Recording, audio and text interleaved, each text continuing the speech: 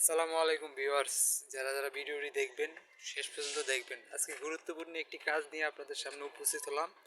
কাজটি হলো কিভাবে কলমের রিং বানতে হয়। ঠিক আছে, কলমের রিং কিভাবে প্লেস করতে হয় দেখতেই পাচ্ছেন ভিডিওতে সবাই। ঠিক আছে, এই যে কলমের রিং বানতে হবে এভাবে। আজকে গুরুত্বপূর্ণ এই ভিডিওটি নিয়ে আপনাদের সামনে হাজির হলাম।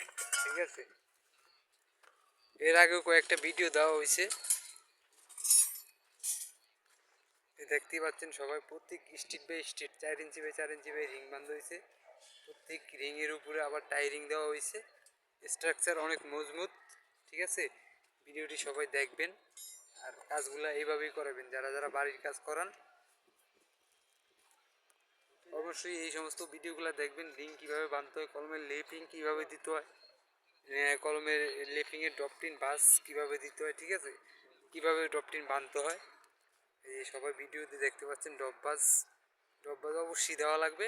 ঠিক আছে, ডববাজ না দিলে আপনার কলম লাস্টিং হবে না, কয়দিন পরে ভাড়া দিবে। যখন স্প্রে করবে তখন কলমের বাস দিয়ে ভাড়া দেবো। এই জন্য ডববাজ অবশ্যই দেওয়া দরকার। ভিডিওটি সবাই দেখতেই পাচ্ছেন।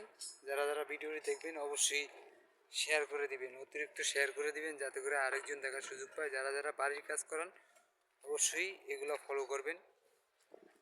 ঠিক আছে, এগুলো ফলো করবেন।